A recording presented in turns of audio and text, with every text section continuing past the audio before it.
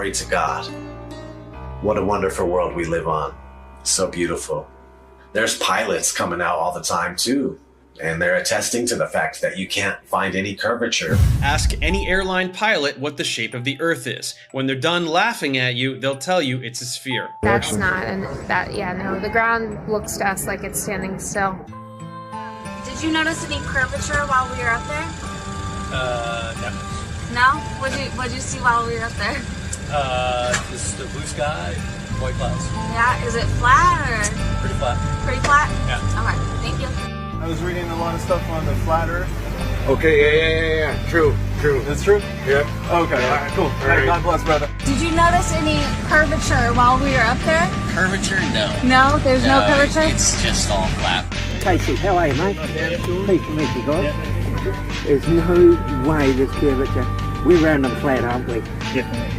We are, aren't we? Thank you. Most pilots know their plane is flying over a plane. A stationary plane. Always a smooth and level flight. We never feel the plane dipping its nose down. We only feel the landing. Which flight route matches reality in your mind? If you chose the left, you may need medical attention. Everything beneath you while flying is level and motionless. Just as expected, flying over a stationary plane. Sometimes it's hard to see far ahead of you, but other times... You could probably see the Rockies from Kansas. Wow. But if it's a clear day, but if it's smoky or hazy, obviously we can't see much. The world is so generous in its beauty, and you do your best to take pictures of it. It's just flat and gorgeous. Silly act or not, you took the words right out of my mouth. Earth is flat and gorgeous, but they trick you to believe something else. Not every pilot instantly connects the dots and keeps quiet. Sometimes it can hit them 25 years later. Australië. En dat is, want dit ding behoudt zijn stand, dus dit blijft blauw en dit blijft bruin. Het is niet zo dat we opeens omklappen de verkeerde kant op. En dit was voor mij dat ik dacht, oh man, waar heb ik dat nooit eerder gezien na 25 jaar in de cockpit? Dus zo geïndoctrineerd zijn we dus allemaal. Ja, het is gewoon heel vervelend. Het is gewoon heel vervelend. Dat je daar al die jaren naar hebt gekeken en dat het kwartje nooit is gevallen. En ook zeg maar, toen ik eenmaal wist dat de aarde plat is, dat je naar buiten kijkt en dat je denkt, waarom heb ik nooit gezien hoe plat het eigenlijk is? Better late than never. Most pilots may have skipped over their training manuals. In their Flight Dynamics Summary, Section 112 explains all you'll need to know about what you're flying over. Heck, the military knows the same thing. NASA admits it as well. In tons of documents available to the public. They just assumed nobody would pay attention. This comes from the Army Research Laboratory. This one's from the CIA. There's another one from NASA. This report documents the definitions of linear aircraft model for the rigid aircraft of consistent mass flying over a flat, non-rotating Earth. This comes right from our own government. Now I have available 44 documents. Who do I give them to, sir? You give those to the city clerk, please. Which is this person here. So what I want is a law that's passed that we can't teach anything about the globe. We have to teach the truth of how things are. From the documents to the imagery, they are not flying around a curve heading to outer space. They are flying over a stationary, flat plane. Stop falling for the illusions. Every rocket goes up and then levels out. Most of NASA's rockets launch from Florida and head towards the Bermuda Triangle. Well, besides the occasional... They're not shy about showing the truth in plain sight. 125 alleged miles up, and they show you our level horizon with a local sun. Then quickly switch cameras to their fisheye lens, as if that didn't just happen. You have to pick one. You can't have both. Looks as if their cameras go about as high as most hot air balloons do before they burst. Who do they think they're fooling? But let me guess. You saw the curvature in the images from satellites. the thousands of magical orbiting aluminum tin cans floating in space, it's all animation and games until one comes crashing down on your squad. Many crashed satellites have been reported the world over, and the one thing they all have in common is giant helium balloons attached to them. Of course, satellite technology is real. We get our weather information, communication equipment, and even some internet service from them. Look up Google Loon, for example. It's not that they wouldn't use the magical floating satellites if they could, it's that they don't physically exist, nor does the globe. They have been sending these up one at a time since it all began. I will allow them to explain it. He got a patent on that in 1950, and those early balloons were so large they didn't have any way to launch them, except they actually launched them from aircraft carriers. Modern scientific ballooning was born. It was also the genesis for NASA's newly developed super pressure balloon. The reason for super pressure ballooning is they have absolutely stable altitude, day, night, and it doesn't matter how cold the atmosphere is. They are sealed. So your shape is always the same, you always displace the same amount of air, and therefore you have the same amount of buoyancy all the time. This day-to-night altitude stability allows super pressure balloons and the sun. Hi, I'm Matt, and this is NASA Now. NASA's been using balloons for science research for over 30 years. The exploration that can be done on balloons is continuing to grow. The standard balloon that I fly is about 660 feet long when it's made. So when it's inflated, it's over 400 feet tall by 440 feet wide. Think of a dome stadium. That's how big my balloons are. So let me get this straight. It is now public knowledge that they send up satellites on massive helium-filled balloons. As you should know, NASA is the largest consumer of helium in the world, for obvious reasons. But the issue with society is that they never critically think. Just think for a second here. If these are sent up to provide the world with all of the important information we need, and I'm sure the entire process is expensive and difficult to accomplish, then please explain to me what in the flat world do these pathetic animations do for you? Do they make you happy inside? Are they so super duper cool that you cannot see past the obvious CGI? The fact of the matter is everything NASA sends up on a balloon simply hovers above our motionless Earth. That is why they rarely speak about orbiting satellites, and of course, they never show footage. Here is some footage of a random evening with a man, the moon, and his Nikon P900. Notice anything floating up there?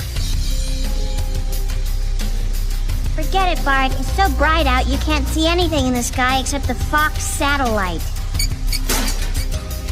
Another remarkable fact about NASA's balloon launches is that many are launched from Antarctica. Is it because we cannot travel past certain parallels to witness their launches with our own eyes? What else are they hiding from us over there?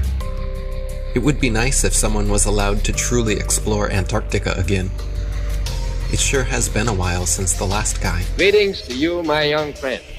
Our very distinguished guest for this evening is Admiral Richard E. Byrd. I must say that Admiral Byrd, our guest tonight, is not only our greatest living explorer, but he's been an inspiration to countless Americans. Admiral Byrd, is there any unexplored land left on this earth that might appeal to adventurous young Americans? Yes, there is. Strangely enough, there's left in the world today an area as big as the United States that's never been seen by a human being. And I think it's quite astonishing that there should be an area as big as that unexplored. But more important than that, it has to do with the future of the nation, those to come after us, or even during your lifetime. Because it happens to be an untouched reservoir of natural resources.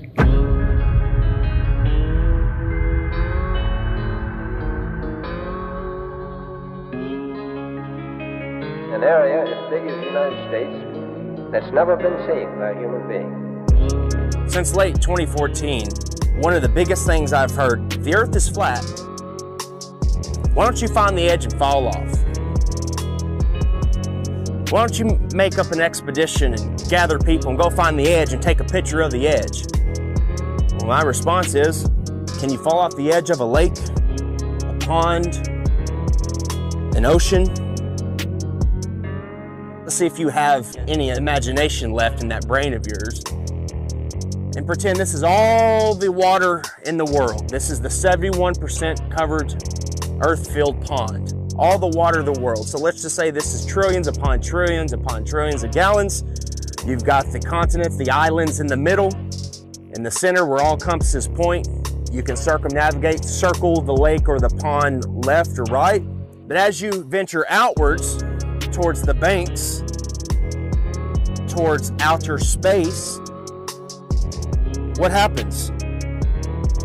Once you pass that 60th degree parallel and you hit the ice wall, the ice cliff of Antarctica, what happens? Do you fall off the edge? Is there an edge here? Is there an edge here? Because we know the physics of water is to find and maintain level if you've been paying attention. And also water must be contained. It is contained. We climb up the banks and we keep going outward, southward. What happens to their control when millions of people travel beyond the 60th parallel? They knew this was going to get out. They knew people were going to wake up.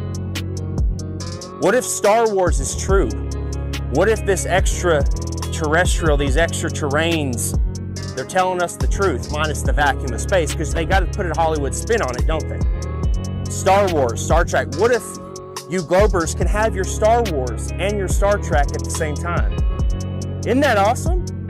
How's that make you feel? The timeline goes as follows. So in 1955, Operation Deep Freeze starts. And when Admiral Richard Byrd gets back, he comes on live television and tells us he found more land, the size of North America.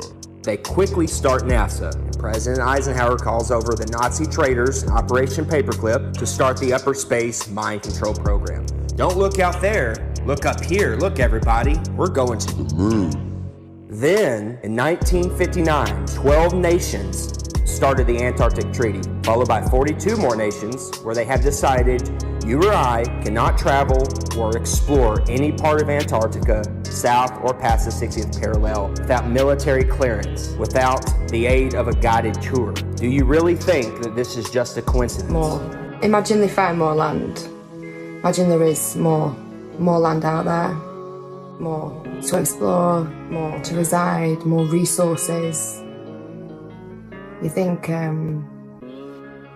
they tell you and I about it?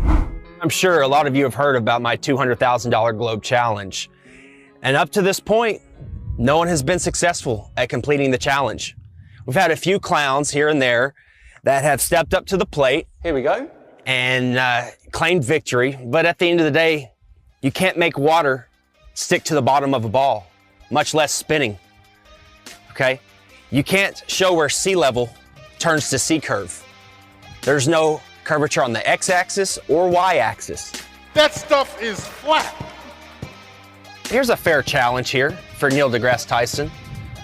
Why don't you get off your fat, lazy butt and out from behind your screens and your scripts? Earth, throughout its life, even when it formed, it was spinning. And it got a little wider at the equator than it does at the poles. So Earth got a little bit wider at its equator than it did pole to pole. So you spin, when you spin pizza dough, it kind of flattens out. Like spinning pizza dough. Yeah. It just gets flat. If you were a cosmic giant and you came up to Earth and you rubbed your finger over Earth's surface, it would feel as smooth as a cue ball to you. Wow. If you shrunk Earth down to the size of a cue ball, it would be one of the smoothest, roundest cue balls ever made.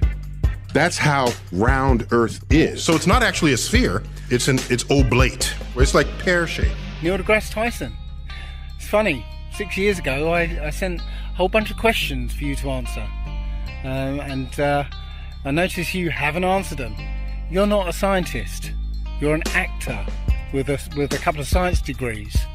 There's people with those same qualifications flipping burgers in Burger King. It's like pear-shaped.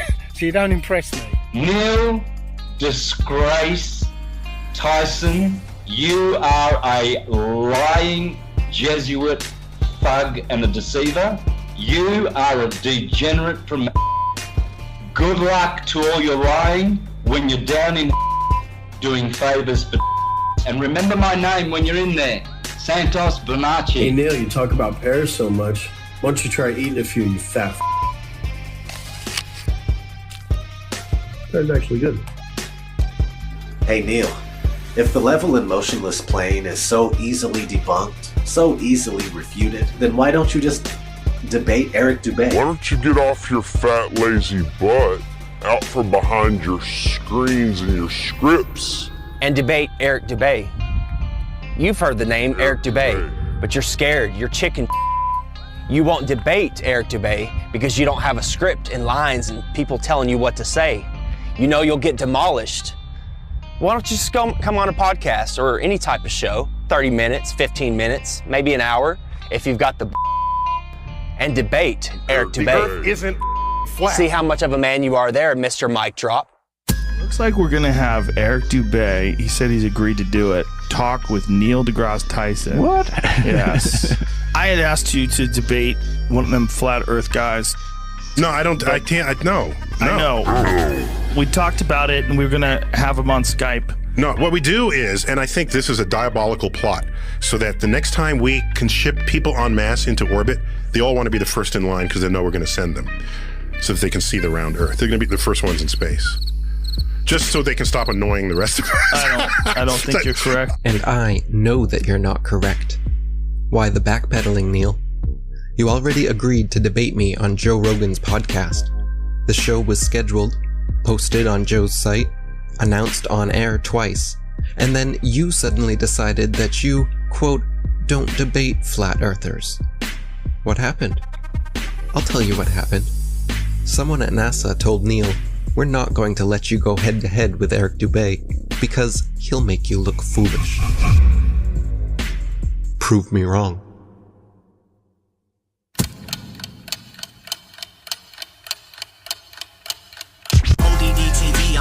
With the disruption, with all my flat earth homies on the Hitler production. Separate fiction from fact, we're gonna end the corruption. Letting people know the earth is flat, end of discussion. Dave Murphy is your teacher, boy, class is in session. And Eddie Bravo's in this bitch to teach you, this is a lesson. Tanner Stewart's in the house, he's gonna show you the ropes. He's gonna school you on how NASA's just a joke and a hoax. Let me introduce you to the rest of my posse. We got Johnny G and Papa and Santos Bonacci. We're at the core of the resistance and we'll never obey. And there's my brother from another mother, Eric Dubay. If he debates Neil deGrasse Tyson, he will rip off his head. I'll rap about it on a beat I made and rip it to shreds. If the earth's a globe, then how come they can't give an example? Their lies are flimsy, it's a pity. Come on, get on my level. They say the world's a globe, but the evidence doesn't cut it. They just give us cartoon pictures and everyone seems to love it. But the earth's a level plane, whether or not you want it. Take a look and do your research, I bet that you can't debunk it. $23 billion, that's a hell of a fucking budget. Just to lie to everyone and successfully fool the public. If you wanna break away from your destiny as a puppet, then research flat earth, but don't be upset when you can't debunk it. They really can't prove their theories. Come and get on my level. Something's fishy, these fools are shifty. Come and get on my level. They can't trick me, their lies are silly. Come and get on my level. It's a pity, they treat us shitty. Come and get on my level. Hurry quickly, we must get busy. Come and get on my level. Yeah, it's risky, but just stick with me. Come and get on my level. Can you hear me? Please don't be dreary. Come and get on my level. Don't be wimpy, you people really need to get on my level. Flat horizon.